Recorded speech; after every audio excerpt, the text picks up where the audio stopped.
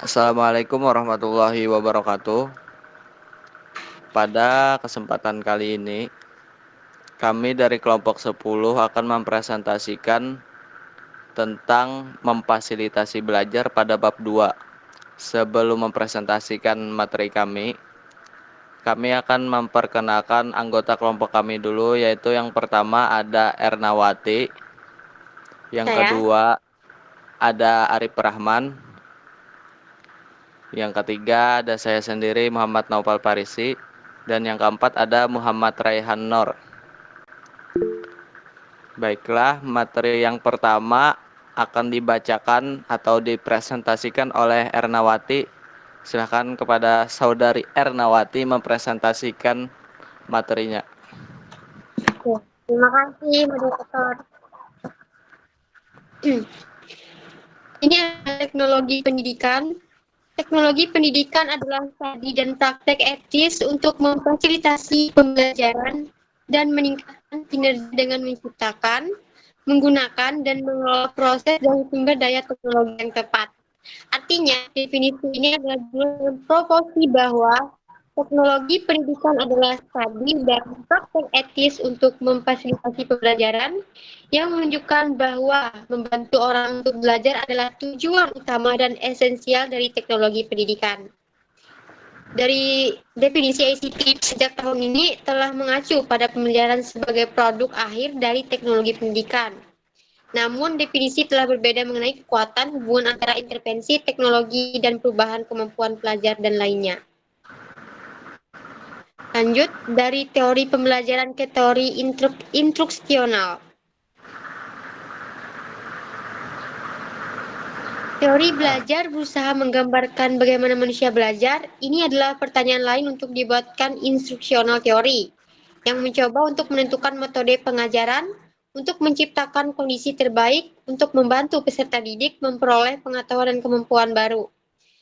Teori pembelajaran berguna sejauh mereka memungkinkan kita untuk mengartikulasikan masalah dengan bijaksana dan untuk melakukan penyelidikan untuk menguji hipotesis yang mengalir dari teori tersebut. Next. Salah satu filsuf pendidikan Phillips 1994 menunjukkan bahwa sebuah cacat dari pendekatan ISME adalah bahwa hal itu didasarkan pada konsepsi implikasi yang tidak dapat dipertahankan. Untuk menarik implikasi dari premis abstrak atau teoritis tersebut, diperlukan premis lain yang menghubungkan premis pertama dengan domain praktis interest. Intinya adalah bahwa masalah tesis tidak dapat diputuskan.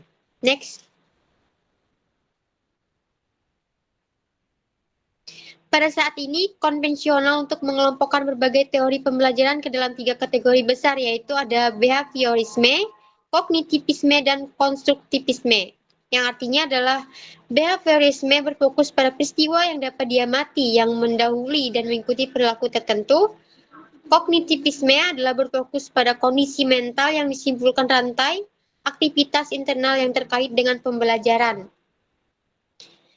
Dan konstruktivisme adalah sebagai pembelajaran yang bersifat generatif, yaitu tindakan mencipta sesuai makna dari apa yang dipelajari. Konstruktivisme sebenarnya bukan merupakan gagasan yang baru, apa yang dilalui dalam kehidupan kita selama ini merupakan himpunan dan pembinaan pengalaman demi pengalaman. Dari masing-masing badan teori ini, serta yang lain, memiliki penganutnya masing-masing. Beberapa akan mengklaim telah menderita dari advokasi yang terlalu antusias dari solusi instruksional tertentu yang sebelumnya berasal dari teori pembelajaran deskriptif. Next.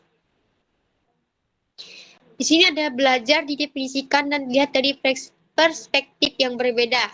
Belajar dapat didefinisikan sebagai perubahan terus-menerus dalam kinerja manusia atau potensi kinerja sebagai hasil dari pengalaman pelajar dan interaksi dengan dunia. Menurut Driscoll 2005 dalam bukunya halaman 9. Yang akan dilanjutkan oleh teman saya, Raihan. Dan selanjutnya ada behaviorisme. Behaviorisme dalam memfasilitasi belajar. Nama behaviorisme merujuk secara kolektif ke beberapa pemikiran yang cukup beragam dalam psikologi dan filsafat. Untuk satu hal, teknologi berbasis behaviorisme menunjukkan bahwa adalah mungkin untuk mencapai keuntungan tes prestasi dramatis melalui kontrol hati-hati dari kontingensi antara rangsangan, tanggapan, dan konsekuensi seperti yang diklaim. Next. Bagaimana behaviorisme berkontribusi untuk memfasilitasi belajar? Analisis, tugas pembelajar yang menyeluruh, spesifikasi tujuan yang tepat, pembagian konten menjadikan langkah kecil memunculkan proses aktif dan memberikan umpan balik terhadap respon tersebut merupakan formula yang berhasil setidaknya untuk jenis tujuan pembelajaran tertentu. Selanjutnya ada kognitivisme. Seperti behaviorisme, kognitivisme adalah label untuk berbagai teori dalam psikologi yang menjelaskan fungsi internal melalui metode ilmiah. Dari perspektif ini, pembelajaran menggunakan memori dan proses berpikir mereka menghasilkan strategi serta menyimpan dan memanipulasi representasi mental dan ide-ide. Next. Bagaimana kognitivisme berkontribusi untuk memfasilitasi belajar? Penekanan kognitivisme pada konten yang cermat untuk membuatnya bermakna, dapat dipahami, mudah diingat, dan menarik perhatian. Resep kognitif termasuk menunjukkan kepada peserta didik bagaimana pengetahuan baru terstruktur, menarik perhatian, menonjol dengan menyatakan tujuan, memberi materi yang mudah dicerna, meletakkan teks yang mudah, dan melengkapi teks dengan visual yang membantu. Next. Kelengkap teori kognitivisme oleh Poshai, Silber, dan Stelnicki 2003. Yang pertama, mendapatkan dan memusatkan perhatian. Yang kedua, ada menghubungkan dan ke pengetahuan sebelumnya. Yang ketiga, ada mengatur konten yang disuguhkan. Yang keempat, ada mengasimilasi pengetahuan baru. Yang kelima, ada memperkuat retensi dan transfer pengetahuan baru. Next.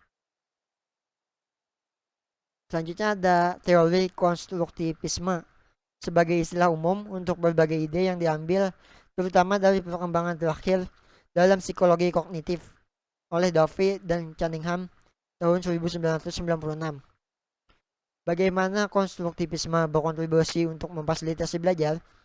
Advokasi yang kuat dari pengusung teori konstruktivisme menarik perhatian para teknolog dengan inovasi sebelumnya seperti instruksi berlabuh, pembelajaran berbasis masalah, dan pembelajaran kolaboratif telah dieksplorasi sebagai instansi teori konstruktivis. Konstruktivisme telah menanamkan eksplorasi ini dengan rasa misi. Next. Strategi instruksional konstruktivisme. Yang pertama ada instruksi berlabuh, yaitu mengembangkan video interaktif. Materi video bertujuan untuk serangkaian episode pembelajaran. Yang kedua ada pembelajaran berbasis masalah, digunakan untuk membenamkan peserta didik dalam ruang masalah tertentu. Yang ketiga ada pembelajaran kolaboratif untuk meningkatkan keterampilan komunikasi, pemecahan masalah, dan berpikir kreatif dengan mediasi komputer atau didukung oleh komputer. Materi selanjutnya akan dilanjutkan oleh Arif Rahman. Baik, saya lanjutkan.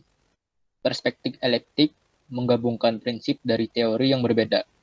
Perspektif elektif merupakan penggabungan prinsip-prinsip dari teori yang berbeda, dapat memberikan sintesis yang berfungsi dengan baik dalam praktik. Pendidik dapat dengan mudah melihat bahwa teori pembelajaran yang berbeda mengarah pada teori instruksional yang menawarkan panduan untuk berbagai jenis tujuan pembelajaran.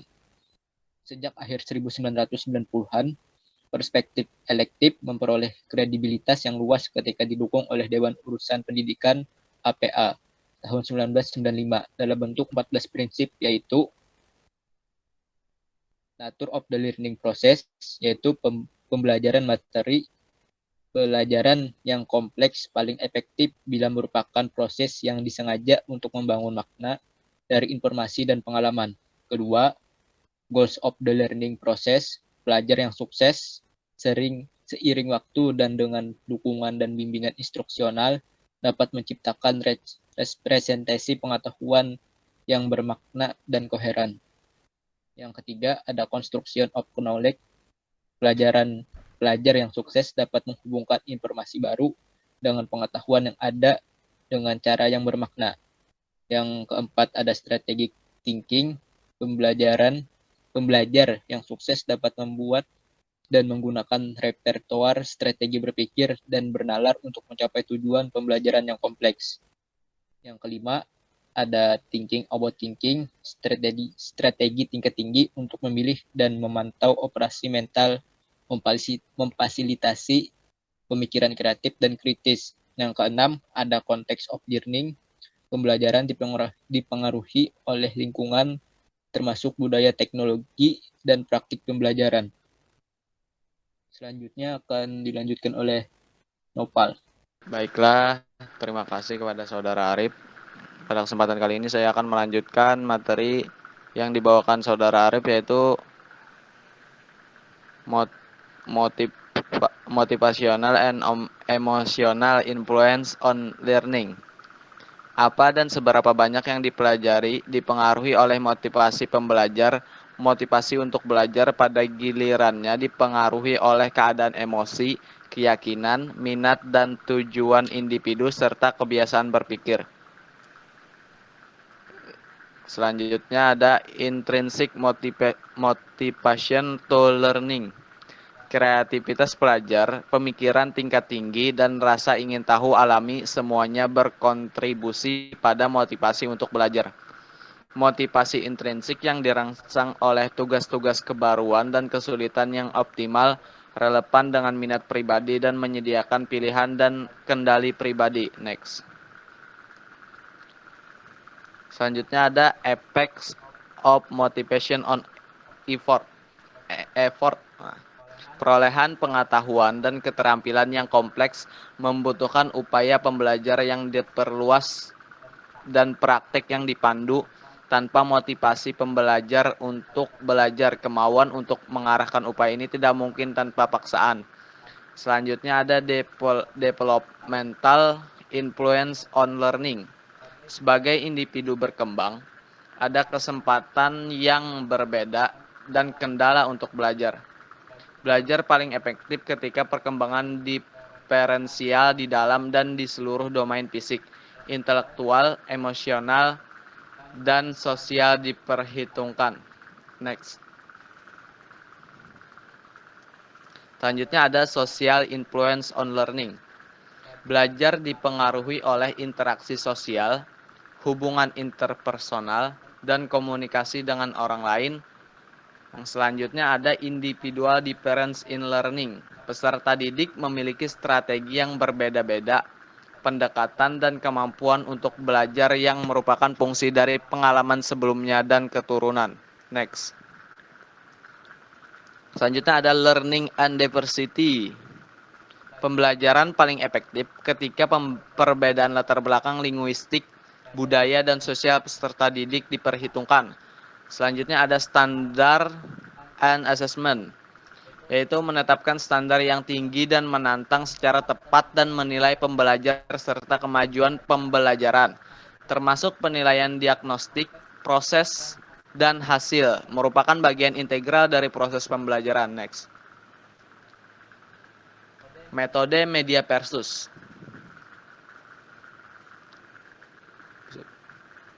Menurut R.E. Clark, pada tahun 1983 menyatakan bahwa bukti terbaik saat ini adalah bahwa media hanyalah kendaraan yang menyampaikan instruksi tetapi tidak mempengaruhi prestasi siswa. Lebih dari truk yang mengantarkan bahan makanan, kita menyebabkan perubahan nutrisi kita. Next. Sekian tadi presentasi dari kelompok kami. Mohon maaf atas segala kekurangan atau kesalahan kata. Billahi taufiq wal hidayah. Wassalamualaikum warahmatullahi wabarakatuh.